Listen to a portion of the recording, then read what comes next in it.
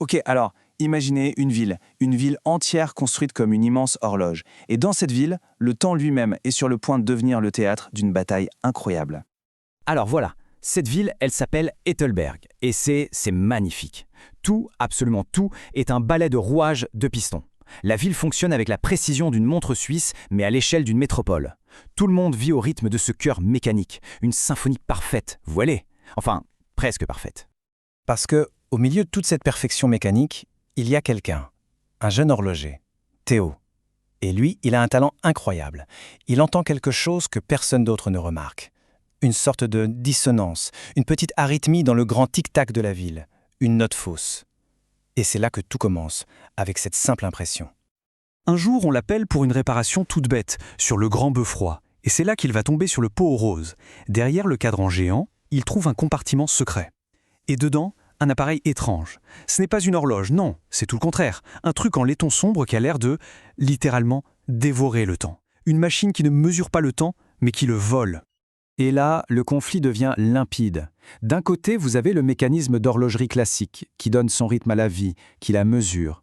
Et de l'autre, ce chronophage, qui aspire cette même vie. C'est une perversion totale de tout ce que Théo, en tant qu'horloger, connaît et respecte. Une machine qui prend des moments pleins de vie et qui les transforme en rien. Imaginez la scène. Le soir même, Théo surprend une conversation qui lui glace le sang. Il entend les maîtres de la ville, le fameux conseil des régulateurs, parler de leur plan. Utiliser ces chronophages pour figer Ethelberg. Pour toujours.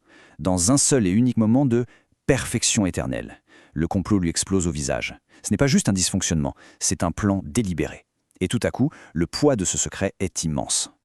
Bon, face à un truc pareil, Théo le sait, tout seul, il n'y arrivera jamais. Il va devoir trouver de l'aide, et pas n'importe laquelle. Il lui faut des gens qui, comme lui, n'ont pas peur de contourner un peu les règles du conseil. Alors, qui est dans l'équipe? D'abord, il y a Lina, une mécanicienne de génie, une vraie rebelle qui peut tout réparer. Ensuite, ils vont chercher Silas, un vieil historien que le conseil a mis au banc parce qu'il posait trop de questions. Et bien sûr, de l'autre côté, l'antagoniste, Maître Engrenage, le chef du conseil, froid, calculateur, pour lui, la perfection justifie absolument tout.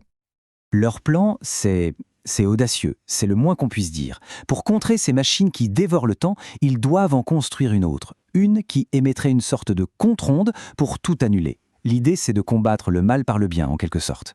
Ils appellent ça le résonateur temporel. Petit problème, les pièces pour le construire sont hyper rares et super bien gardées. Du coup, pour construire ce fameux résonateur, l'équipe va devoir se lancer dans une mission quasi suicidaire. Récupérer 2 pièces uniques cachées dans les lieux les plus sécurisés de toute la ville. Le plan est simple, en théorie. Étape 1. Infiltrer la centrale énergétique pour piquer un cristal de résonance.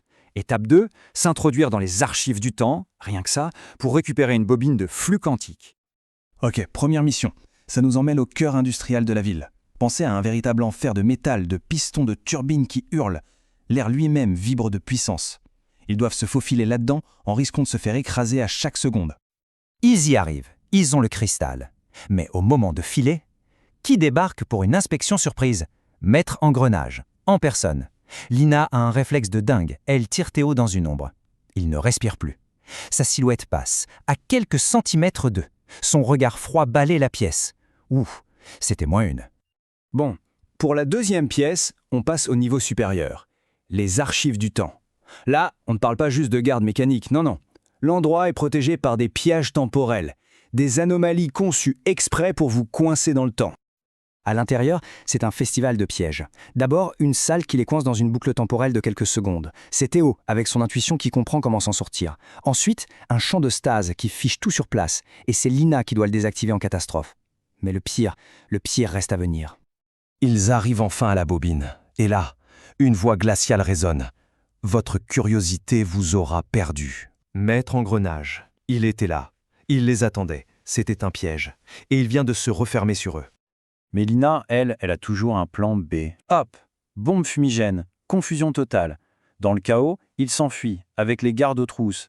Et là, dernier coup de génie, Théo actionne une étagère géante qui pivote et bam, ça bloque le passage, juste sous le nez de leur poursuivant. Propre. Retour à l'atelier en catastrophe. Ils assemblent le résonateur vraiment juste à temps. La course contre la montre atteint son paroxysme. C'est l'heure de la confrontation finale.